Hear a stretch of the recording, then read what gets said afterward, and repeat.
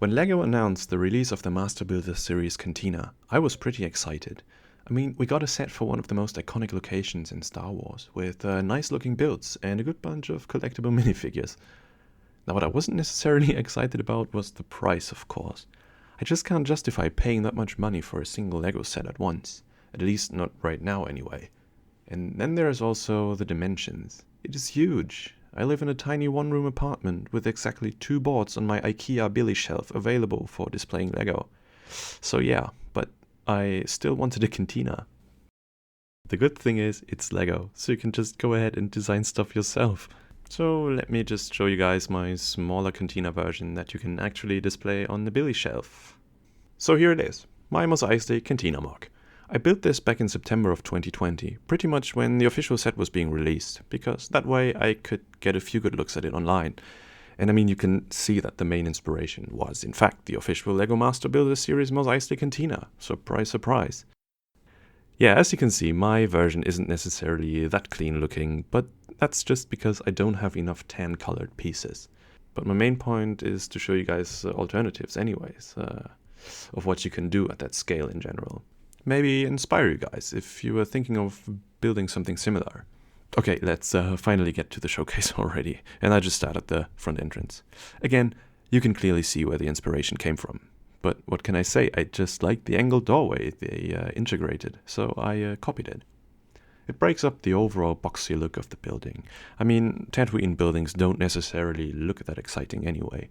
They are pretty functional and typical for a hot desert environment like that, so small features like a dome here and there, a few angles and variations really spice up the look. Though if you don't want to go for the angled look, or if you don't have the necessary pieces, like the hinge pieces for example, you can of course go with a regular 90-degree angle for the entrance. It still gives you variation and doesn't look bad either. Now as you can see, I have this 1x3 tile with the Aurebesh sticker on it that says, Cantina. That's because I was lucky enough to get my hands on a 2018 Cantina back in June of 2020, and for almost retail price, so naturally I had to get it. By the way, I didn't include any side builds in regards to buildings, like the Jawa shop thingy, but I have this moisture evaporator and the 2 speeders, but I'll be showing them off later in the video. But yeah, the dome piece is from Obi-Wan's hut, which is a set you should definitely get if you have the chance. The set on its own is already cool enough, and it comes with a bunch of very useful and even unique pieces. But yeah, let's continue with the other sides.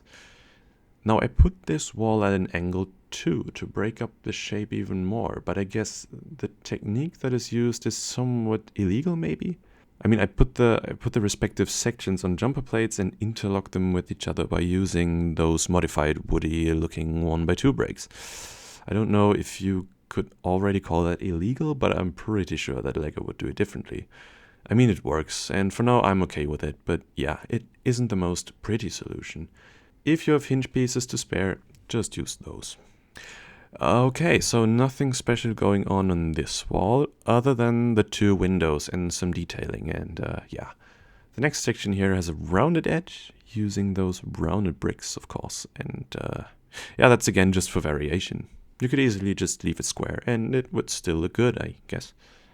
Now in the actual set, there would be another part of the building sticking out right here, but I didn't include that to save up on some space, or to make the whole thing more space efficient. Because yeah, you can make it fit more snugly in a corner if there isn't anything sticking out too much.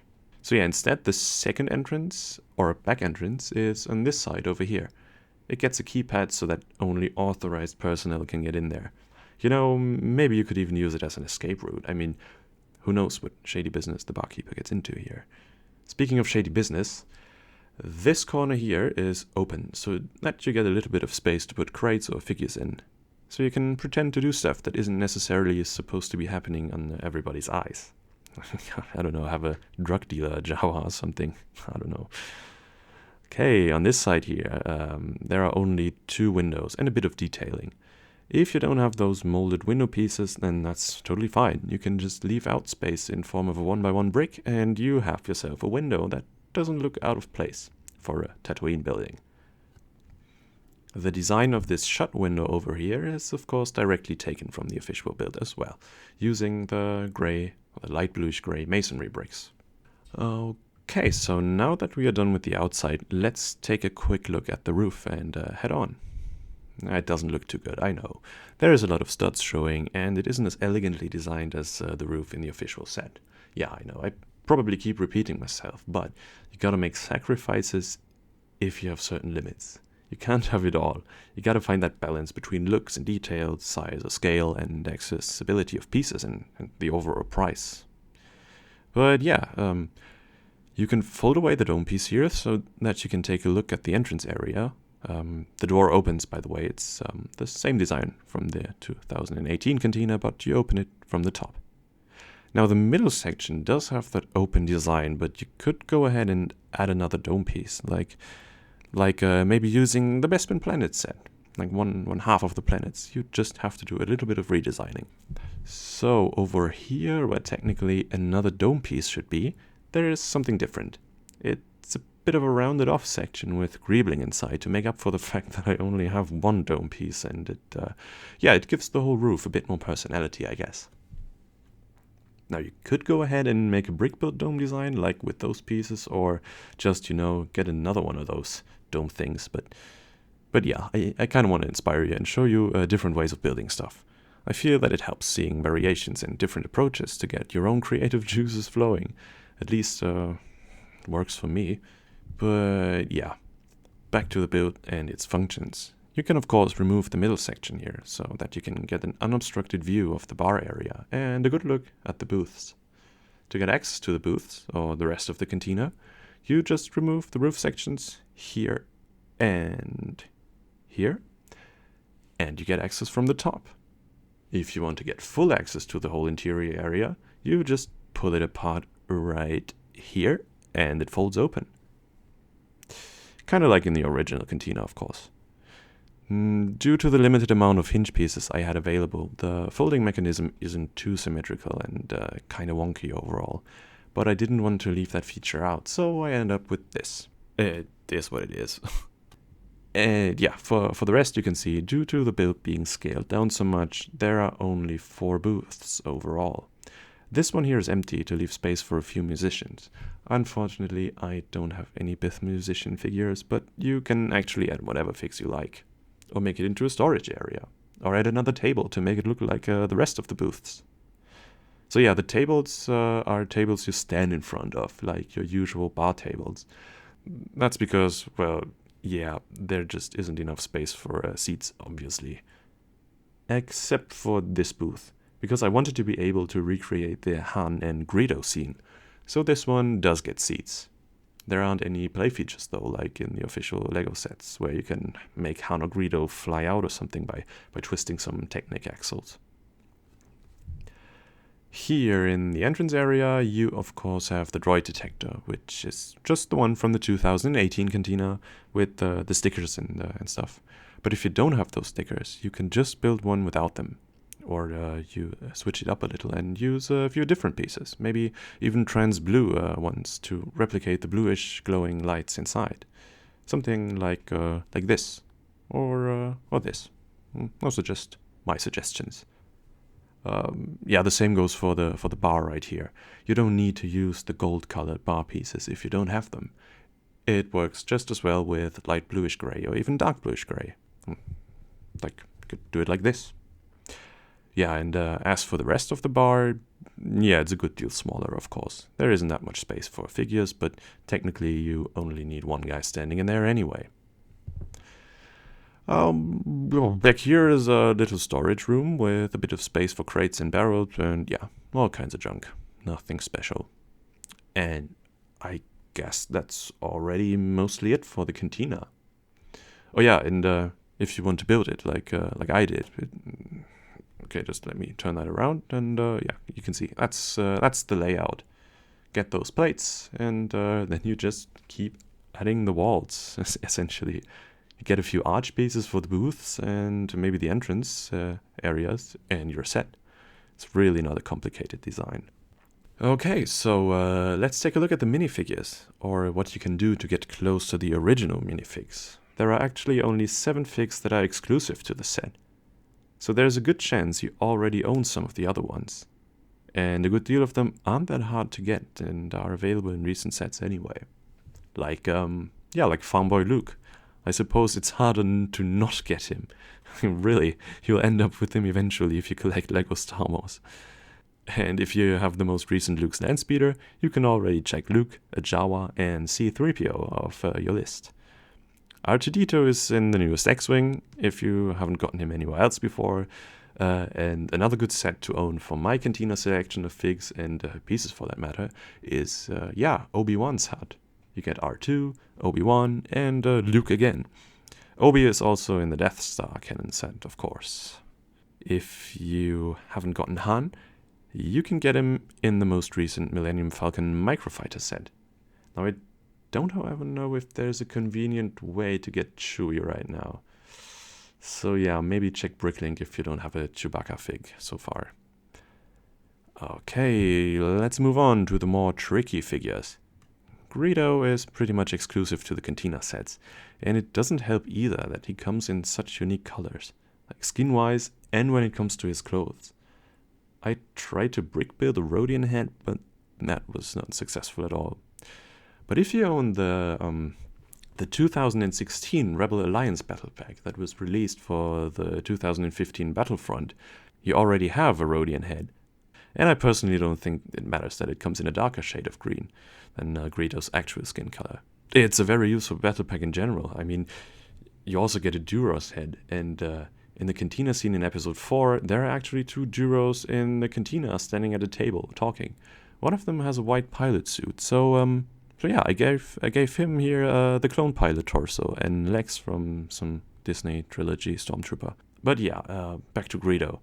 Check eBay for this battle pack or local sellers like flea markets, flea market apps like Craigslist, something Kijiji or whatever they're called in your country. But also the individual Rodian head isn't that expensive on Bricklink either. It's around $1 to $4 used, so yeah. I mean, Greedo's head doesn't appear to be that much more expensive anyway, so if you don't want to get the whole figure, maybe that's something to consider. And the complete Greedo is like around $8. But yeah, since the whole point is to explore alternatives for the actual figs, my suggestion would be Finn's torso, dark blue legs, and dark blue arms. Now the legs are from the U-Wing pilot, I think, and the arms are whatever. They appear in many sets. For Wuher, the barkeeper, all that you need is a scruffy looking face with a beard and that specific hairpiece. I went with Poe Dameron's head and gave him a random torso. In that case, it's from the OG Lego Yoda. Okay, next up is the Jawa. I mean, it's a Jawa.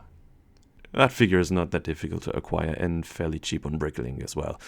And yeah, if you got the Landspeeder, you can check him off your list already anyway.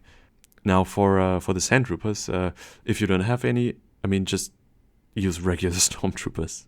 Give them backpacks and basically you got Sandtroopers. Maybe handcraft some paper pauldrons, but details. The musicians are a bit tricky. They aren't that cheap and also pretty unique looking. I messed around with some brick build designs but couldn't figure out a good way to get their round heads to work. It was always either too blocky or just too big or both. So I'll just have to skip those. The same goes for the wolf-like minifigure, this little bat person, the devil dude, Ponda Baba, and this Saurin lizard guy. Though you could technically substitute him with a Trandoshan, and I tried giving that lizard guy a brick build head as well, but that was the best I could come up with, and it's not really great. For Dr. Evazan, you basically need only the grey hairpiece. I think it's the same that Grand Moff Tarkin also has, but what good is he without Ponda Baba? So yeah, I'd skip those guys as well. Surprisingly, the Ithorian guy works pretty well in brick build form. Of course, it's a bit rough looking, but it's recognizable what species this is supposed to be. At least I feel that you could recognize it. Now onto my favorite of the custom minifigs. It's Garindan, the long snoot Imperial Spy, this fly guy. Yeah, it took me some time to come up with a design that I was okay with.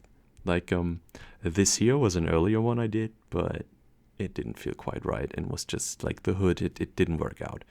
But then I found one of my older hood pieces and used that one, just with the front opening facing downwards. His head is a modified round plate with a bar and binoculars on top. And the trunk-like mouth is just this clip piece attached to it. Doesn't it look good? I like it. The reason why I gave him a backpack is that it keeps the hood from wobbling around too much. You can kind of lock it in place a bit. But if you just keep him on display, then that doesn't really matter anyway. You just can leave the backpack off. As for the rest, the torso is the one from the OG Darth Maul, like from the very first LEGO Star Wars set ever. Though I suppose using the torso from the Imperial Gunner, if you have one, would be better. Alright, the most important parts of the video are done, but I still have 2 extras. I was talking about the speeders earlier. So if you like the speeders that are included in the official set, I have a suggestion for alternatives as well. I guess they aren't real alternatives, but they are the same vehicles, just as smaller custom versions. Because we are staying true to the theme of the video here, custom and smaller. So, this is the official LEGO Ubrikkian 9000 pod or speeder, and yeah, it's quite good looking. It's a bit big, but the overall design is pretty good. And you can go smaller though. I first tried something like this, but wasn't really okay with it. It looks too round and weird with the dish or disc pieces. So I decided to take the design of the LEGO model and essentially just scale it down. And that's what I ended up with. I think it's pretty cool, though I didn't have the necessary white pieces to make it more accurate color-wise. So for now I have to go with factory gray, I guess.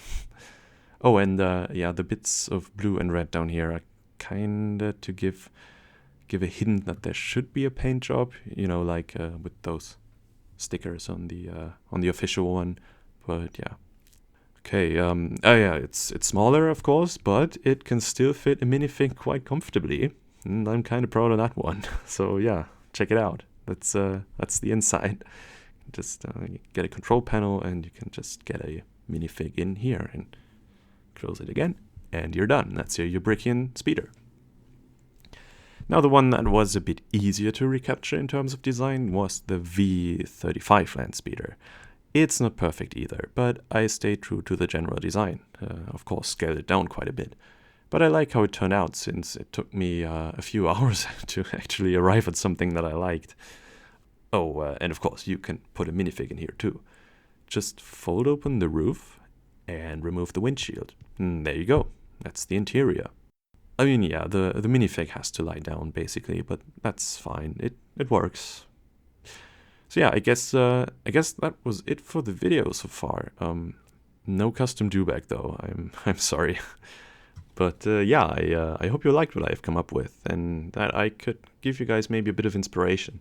So if you want to know anything about the builds, leave feedback, or if you have any suggestions, feel free to leave me a comment. Same goes if you want instructions, or rather a build tutorial for any of the side builds. Not necessarily the cantina, but I guess I could do something for the side builds.